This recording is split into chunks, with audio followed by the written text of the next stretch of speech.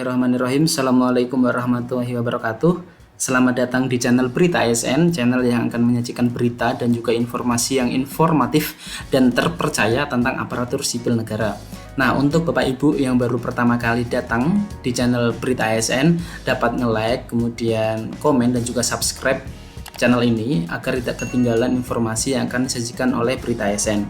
Untuk pertama kali yang akan disajikan oleh Berita ASN adalah pentingnya semua ASN wajib punya kartu ASN virtual.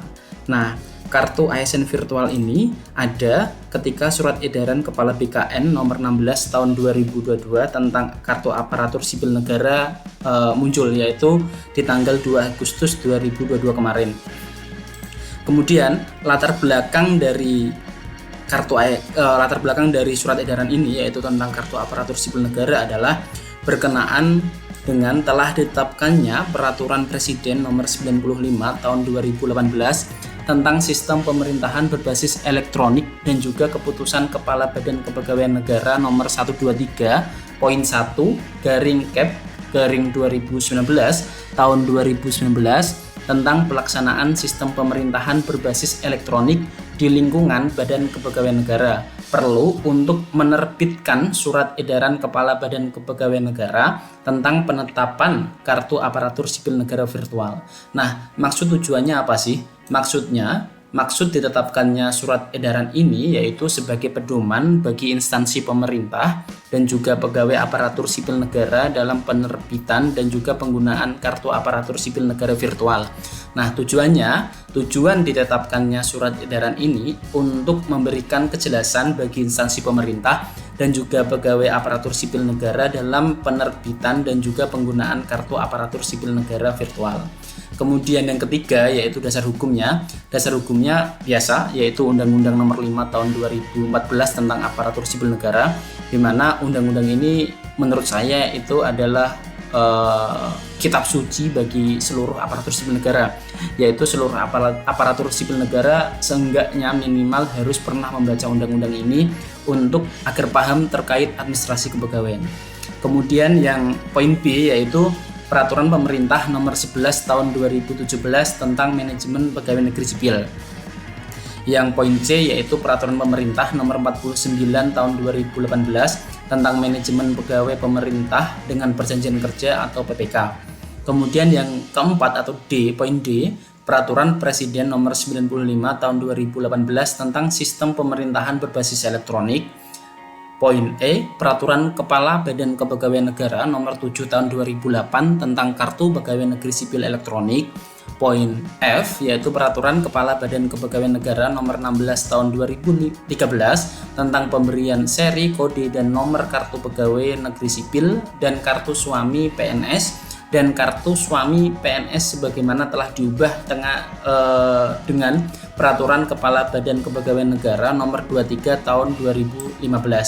Kemudian yang poin G yaitu Keputusan Kepala Badan Administrasi Kepegawaian Negara Nomor 066/Cap/1974 tentang Kartu Pegawai Negeri Sipil.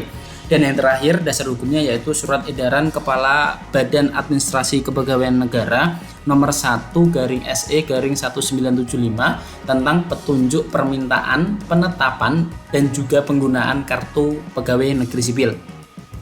Kemudian yang keempat, isi surat edaran yaitu yang A, kartu aparatur sipil negara virtual. Apa sih pengertian dan fungsinya? Pengertiannya yaitu kartu aparatur sipil negara virtual yang selanjutnya disebut kartu ASN virtual merupakan identitas bagi pegawai negeri sipil atau pegawai pemerintah dengan perjanjian kerja yang berlaku selama yang bersangkutan menjadi aparatur sipil negara. Kemudian yang poin B yaitu kartu ASN virtual ini mempunyai fungsi sebagai kelengkapan administrasi kepegawaian. Ya, jadi kartu ASN ini memang fungsinya untuk kelengkapan administrasi kepegawaian, mungkin nanti buat kenaikan pangkat, yaitu kenaikan gaji berkala, dan lain sebagainya. Yang poin kedua, masa berlaku. Kartu ASN virtual berlaku selama pemegang kartu berstatus PNS atau PPPK. Jadi, kalau Bapak Ibu statusnya sekarang sudah tidak ASN atau sudah tidak PNS, yaitu mungkin karena pensiun atau resign dari PNS, maka kartu ASN ini sudah tidak berlaku. Dan juga pula untuk Bapak Ibu PPPK yang sudah masa kontrak sudah berakhir, maka kartu ASN virtual ini juga tidak berlaku. Kemudian yang ketiga yaitu jenis. A. Kartu PNS dengan warna merah gradasi ungu dan juga kartu PPPK dengan warna toska gradasi ungu. Kemudian yang keempat yaitu bentuk kartu ASN virtual. Jadi ada dua, yaitu portrait dan juga landscape yang dapat dicetak menjadi kartu fisik untuk kelengkapan administrasi kepegawaian. Yang kelima yaitu format. Kartu ASN virtual memuat A. Nomor seri kartu ASN virtual yang terdiri dari huruf A atau B diikuti dengan 11 digit angka yang terdiri atas 4 digit angka pertama yaitu kode tahun pengangkatan sebagai PNS atau PPPK dan 7 digit angka berikutnya merupakan nomor urutan berdasarkan penetapan PNS atau PPPK yang terlebih dahulu pada kelompok tahun yang sama. Kemudian yang ke B yaitu nama aparatur sipil negara, nama Bapak Ibu sekalian. Kemudian NIP atau nomor induk P3K. Yang ke poin D yaitu foto, kemudian yang E yaitu QR code yang berisi informasi nama aparatur sipil negara, kemudian NIP, TMT PNS, instansi kerja, status kepegawaian, nomor seri kartu ASN virtual, dan juga tanggal penerbitan kartu ASN virtual. Nah, yang keenam yaitu jenis, bentuk, dan format kartu ASN virtual sebagaimana tercantum dalam lampiran surat edaran ini. Yang B yaitu mekanisme penetapan dan perolehan kartu ASN virtual. Yang pertama, pejabat pembina kepegawaian atau pejabat lain yang ditunjuk memastikan seluruh PNS dan juga atau PPPK di lingkungannya serta melakukan pemutakhiran data dan dokumen keputusan pengangkatan sebagai PNS atau keputusan pengangkatan sebagai P3K. Yang poin kedua, pemutakhiran data dan dokumen sebagaimana dimaksud pada angka 1 dilakukan melalui sistem informasi aparatur sipil negara atau SIASN. Kemudian yang poin ketiga, sebagai bahan kelengkapan dalam pemutakhiran data dan dokumen sebagaimana dimaksud pada angka 1 dilengkapi dengan foto diri berlatar belakang transparan, jadi PNG.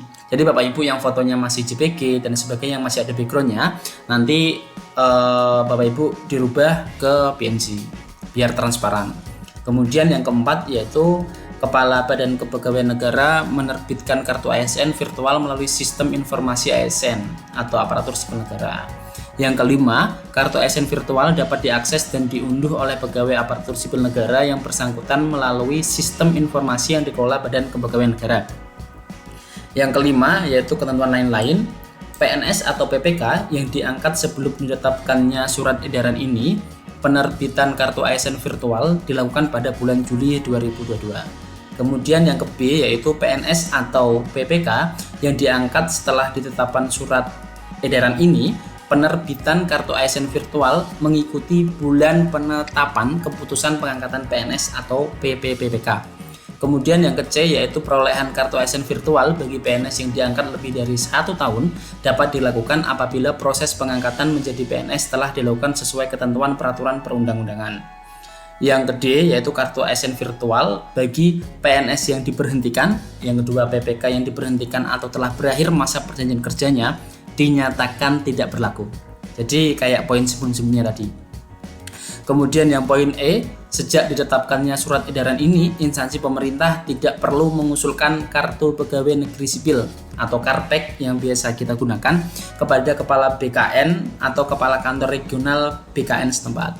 Kemudian yang poin F yaitu dalam masa transisi, kartu pegawai negeri sipil atau karpek atau kartu pegawai negeri sipil elektronik atau KPE tetap berlaku dan dapat digunakan dalam proses administrasi kepegawaian sesuai ketentuan peraturan perundang-undangan. Jadi yang sebelumnya sudah punya karpek dan juga punya KPE atau kartu pegawai negeri sipil elektronik dalam masa transisi ini tetap berlaku ya, dan dapat digunakan dalam proses administrasi kepegawaian, contohnya mungkin kenaikan pangkat, kenaikan gaji berkala, kemudian satya lencana dan sebagainya sesuai ketentuan peraturan perundang-undangan yang berlaku atau regulasi yang berlaku.